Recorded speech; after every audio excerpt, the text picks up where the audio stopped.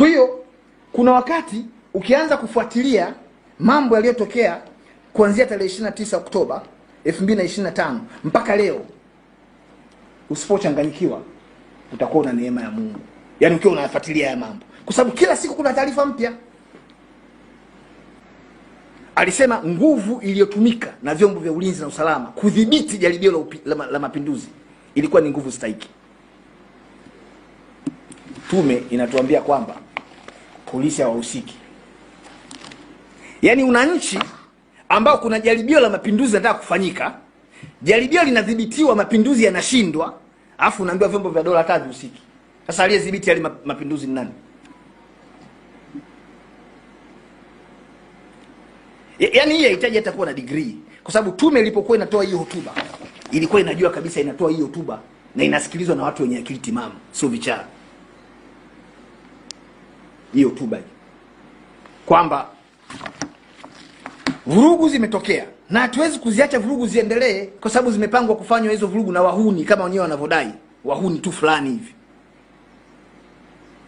Vurugu zinadhibitiwa.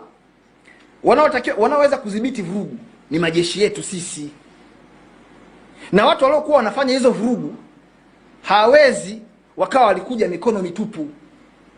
Tuamini hivyo, maana tumeambiwa walikuja na mawe na marungu na mikuki na mishale na silaha za moto.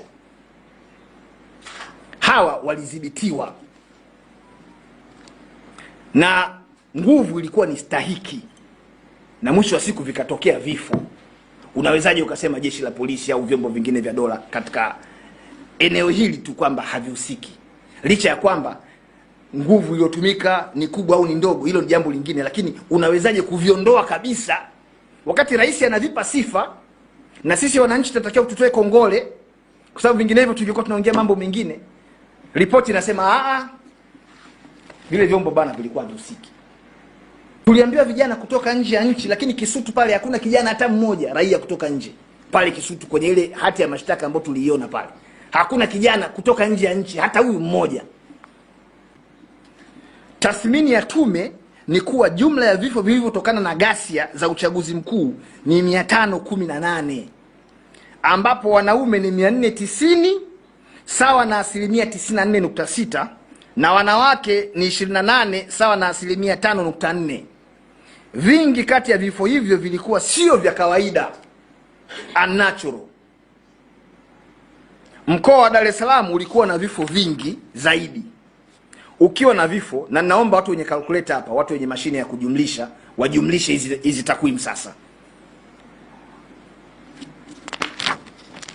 Mkoa wa Dar es Salaam ulikuwa na vifo vingi zaidi, ukiwa na vifo 182, jumlisha hapo 182, ikifuatiwa na mkoa wa Mwanza vifo 90, Mbeya vifo 80 na mkoa wa Arusha vifo 53. Ukijumlisha hizi namba hii 518. Kwa hiyo hata hii namba yenyewe ni ya uongo. Namba ni ya uongo.